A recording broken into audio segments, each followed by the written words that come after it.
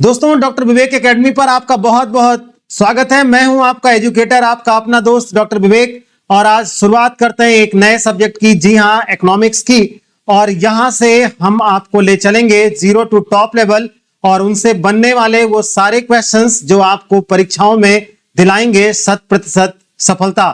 तो बिना देर किए हुए क्लास को स्टार्ट करते हैं।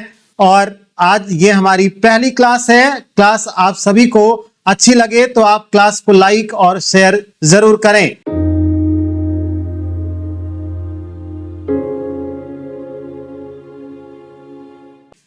जी हां, बात शुरू होती है एडम स्मिथ की। एडम स्मिथ वो शख्सियत जिसने अपने पिता को कभी देखा ना हो, जिसकी मां ने पाला पोसा और बड़ा किया, जिसने इस दुनिया को एक नए विषय के रूप में पहचान दिलाई। बहुत कुछ कम शब्दों में कहा ही नहीं जा सकता एडम स्मिथ के बारे में। आपके लिए जो चीजें जरूरी हैं उन पर आप ध्यान देंगे। एडम स्मिथ स्कॉटलैंड के रहने वाले थे। और एक बात आप समझना, इनके पिता का नाम भी एडम स्मिथ था। उसका कारण है, इनकी मां ने इनका नाम एडम स्मिथ इसलिए रखा क्योंकि इनकी जन्म से 6 माह पूर्व ही इनके पिता ने इस दुनिया को छोड़ दिया था। ये अपने पूरे जीवन को अर्थशास्त्र और अपनी मां के नाम समर्पित कर दिया। इन्होंने आजीवन विवाह नहीं किया। इस स्लाइड से आपके पेपर में बनने वाले क्वेश्चंस हो सकते हैं। एडम स्मिथ का जन्म कहां हुआ था? तो वो स्कॉटलैंड, और स्कॉटलैंड आपका यूनाइटेड किंगडम यानी ये आपका यूके में पड़ता है। एडम स्मिथ क्या बोले जाते हैं? Adam Smith as a founder of modern economics, या आप कह सकते हैं फादर ऑफ इकोनॉमिक्स में जब बात आती है तो एडम स्मिथ की आती है। और एडम स्मिथ की एक फेमस बुक है जिसका नाम है वेल्थ ऑफ नेशंस। ये बुक 1776 में पब्लिश हुई थी और इस बुक का पूरा नाम था an inquiry into the nature and causes of the wealth of nations. लेकिन ये किताब प्रसिद्ध हुई वेल्थ ऑफ नेशंस के नाम से और यह किताब पब्लिश हुई थी 1776 में। एडम स्मिथ के अकॉर्डिंग अर्थशास्त्र धन का विज्ञान है, यानी economics is the science of wealth. बाकी बहुत कुछ एडम स्मिथ ने कहा। एडम स्मिथ के विचार में इनविजिबल हैंड की मीनिंग आप समझिएगा। एडम स्मिथ ने बताया कि हर एक इंसान अपने स्वार्थ के लिए काम करता है, लेकिन उसके काम का फायदा पूरे समाज को मिलता है। यानी कहने का मतलब, हम आप कोई भी बिजनेस करते हैं, कोई भी काम करते हैं तो उसके पीछे अपना निजी स्वार्थ होता है, लेकिन उसका फायदा इस पूरे समाज को कहीं ना कहीं मिलता है। और इस थ्योरी को इन्होंने इनविजिबल हैंड के नाम से दिया, अदृश्य हाथ के नाम से दिया। डिवीजन ऑफ लेबर, ये इनकी इंपॉर्टेंट थ्योरी रही है। डिवीजन ऑफ लेबर में एडम स्मिथ ने बताया कि अगर आप काम को छोटे छोटे हिस्सों में बांट देते हैं तो उससे कहीं ना कहीं प्रोडक्शन बढ़ता है और काम करने वाले लोगों की क्षमता भी बढ़ती है। मुक्त बाजार और सरकारी हस्तक्षेप का अभाव। एडम स्मिथ ने फ्री मार्केट की हमेशा वकालत की।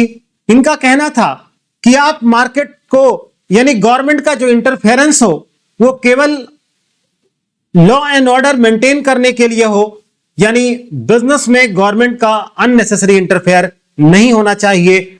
अगर गवर्नमेंट इंटरफेयर ना करे तो मार्केट बहुत आगे जा सकता है, दुनिया अविकसित से विकसित की श्रेणी में पहुंच सकती है। और एक सबसे इंपॉर्टेंट थ्योरी इन्होंने दिया, थ्योरी ऑफ एब्सोल्यूट एडवांटेज, निरपेक्ष लाभ का सिद्धांत, जो पेपर में बहुत बार आपसे पूछा गया है। और यह थ्योरी कहती है कि कोई भी कंट्री केवल उस सामान को बनाए जिसमें उसकी कीमतें कम आती हों। एग्जाम्पल समझिएगा, अगर किसी कंट्री में रॉ मटेरियल अवेलेबल है तो अगर वो कंट्री उस काम को करती है, यानी उस चीज का प्रोडक्शन करती है, तो उसका एक सबसे बड़ा फायदा यह मिलेगा कि उस कंट्री में उस चीज की कॉस्ट यानी उसकी लागत बहुत कम आएगी।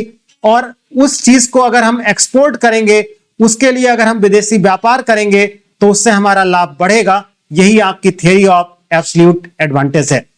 ये थे एडम स्मिथ के विचार और इनकी परिभाषाओं से बाकी सारी चीजें मैं आपको बताऊंगा अगली वीडियो में। लेकिन भारतीय अर्थशास्त्र में अगर आप बात करें, भारतीय अर्थशास्त्र का पिता किसे कहा जाता है, या भारत में अर्थशास्त्र के बारे में किसने बहुत कुछ क्या कहा है, तो उसमें नाम आता है कौटिल्य का। इन्हीं का नाम चाणक्य था, इन्हीं का नाम विष्णुगुप्त था। अलग अलग नाम इसलिए पड़े, देखिए बचपन का नाम तो विष्णुगुप्त था, चाणक्य नाम पीछे जो इनके रखा गया उसका कारण था इनके पिता का नाम चाणक्य था, जिसके नाते इनको लोग चाणक्य बुलाने लगे, और इनकी कुटिलता, इनके ज्ञान के कारण इनका नाम कौटिल्य पड़ा।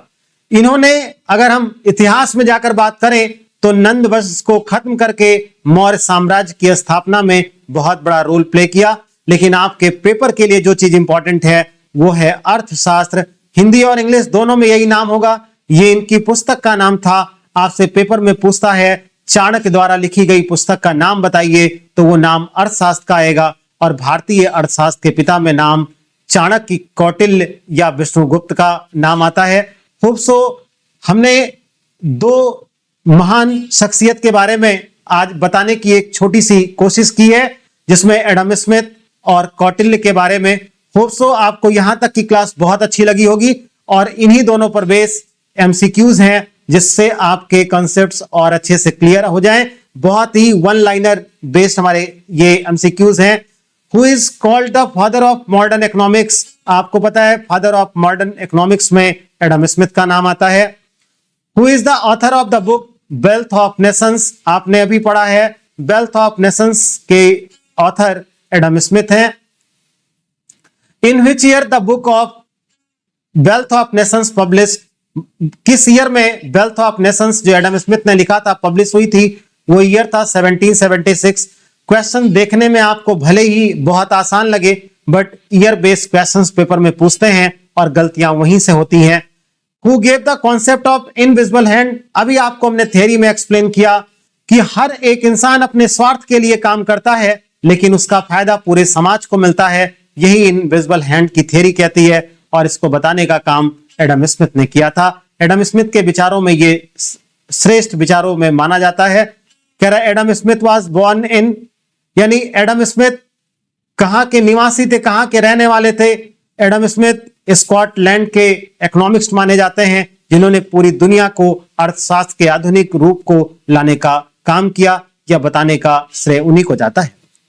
कह रहा है when each individual work for his own interest and in the process also benefit the society, it is called।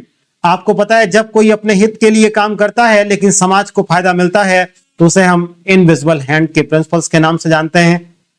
Who is known as the father of Indian economics? Indian economics में नाम आता है कौटिल्य या चाणक्य का, फादर ऑफ इंडियन इकोनॉमिक्स में।